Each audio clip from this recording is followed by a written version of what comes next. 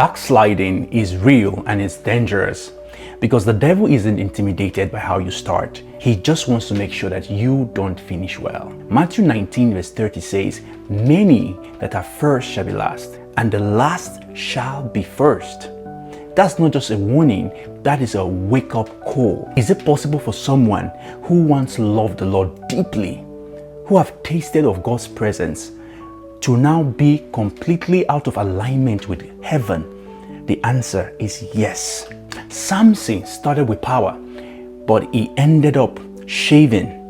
He ended up blind and bound. Solomon started with deep, passionate love for God, but later on, his heart was turned towards pleasure and idolatry. And then we see the prodigal son who was thriving in his father's house, but then decided to go away and chase desires, and he ended up broken in a far country. Revelations 2 and verse 4 to 6 says, "You have left your first love. Remember where you've fallen and repent."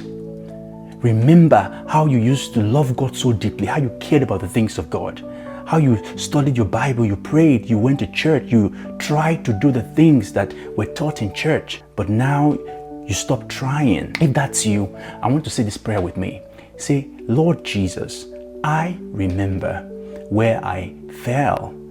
I remember that I need your help, and I ask for forgiveness of my sin. Help me today. Help me stand. Help me come closer to you. Give me the grace to stand on your word and stand in your presence and prioritize the things that pertains to you. Help me from today to stand in your word, in Jesus' name." Yes, another hope. Matthew 19 verse 30 says, "The last shall be the first." That is a hope for any one of you who feels so far from God.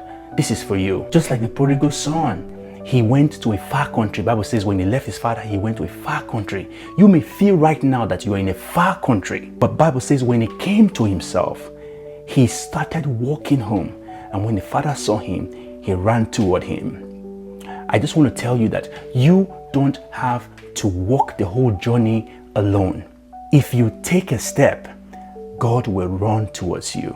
And if that's you, just say this prayer with me. Say, "Jesus, my resurrected King, I feel so far from you today, and I'm asking for your mercy. I'm asking that you forgive my sins. I ask that you draw me close to yourself.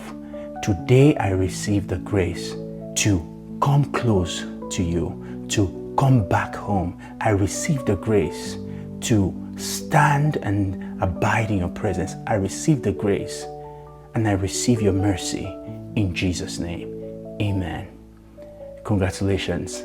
But here's the final word I have for you. I want to give you the antidote to backsliding, and that is Acts 6 and verse 4. "We will give ourselves to prayer and to the ministry of the word." Daily prayer and daily word. These are the things that keeps you strong, that keeps you building, and that helps you finish well. Amen.